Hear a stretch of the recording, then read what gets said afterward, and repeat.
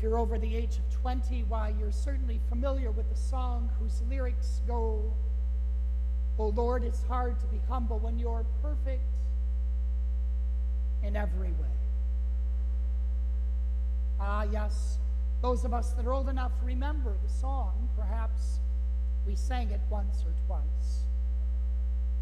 It is hard to be humble when you're perfect in every way, but I would contend, why, perfection perhaps doesn't have anything to do with it.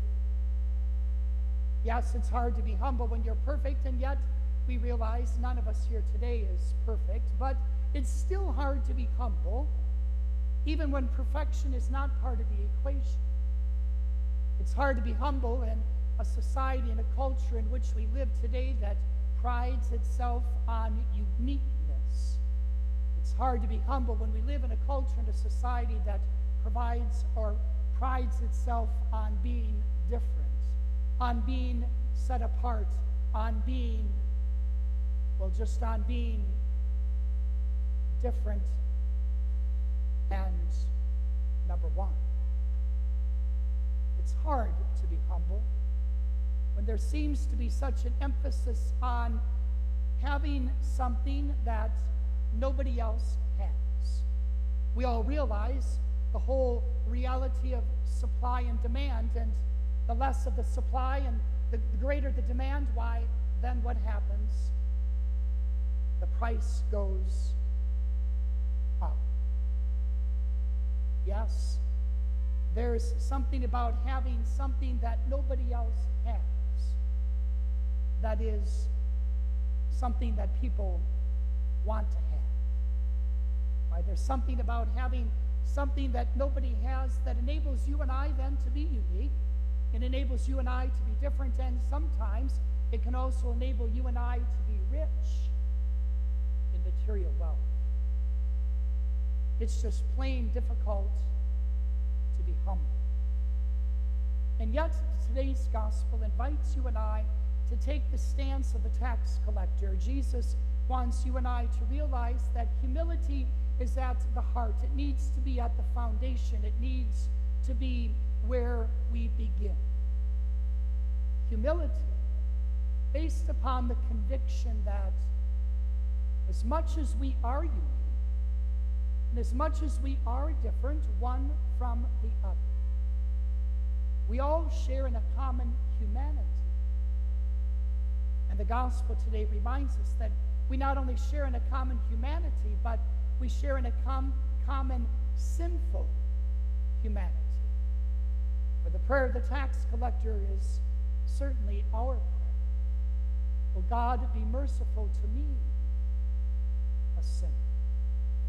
It's the very first thing, it's the very first way in which Pope Francis identified himself in an interview a couple of years ago as he began his pontificate. When asked by the person interviewing him, how would you identify and define yourself? And what did Pope Francis say?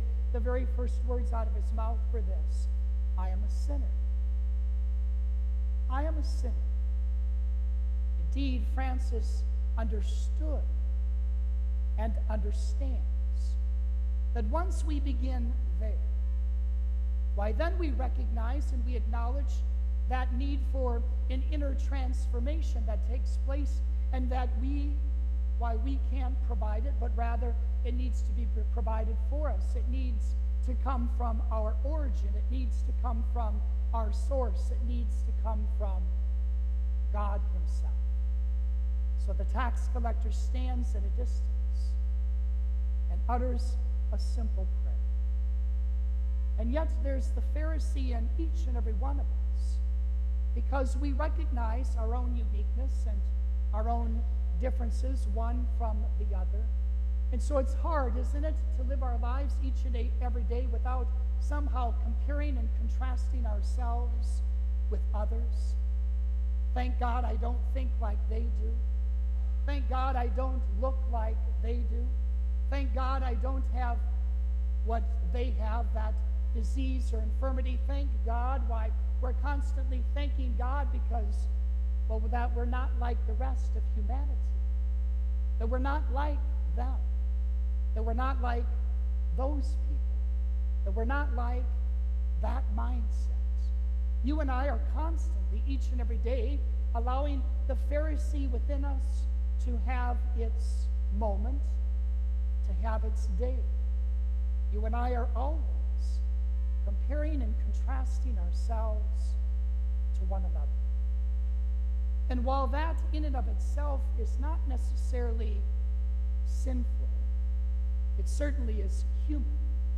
But where it becomes sinful is where we find ourselves being better, or being superior, or being above the rest. Because the reality, my friends, is this: none of us will escape the two realities of being born into the world and also experiencing death in this life. For those are the two things, being born and dying, that are common to each and every one of us. The other thing that is common, of course, is our sinful state, that not only are we redeemed by Christ and his life and love, we are also given the grace that is necessary to overcome our sinful reality. We come today recognizing that as human beings, we share so much in common, that rather than trying to be different, trying to stand out in the crowd, trying to be better than others, you and I are invited to embrace our common humanity. And our common humanity is grounded in the God who gives us life.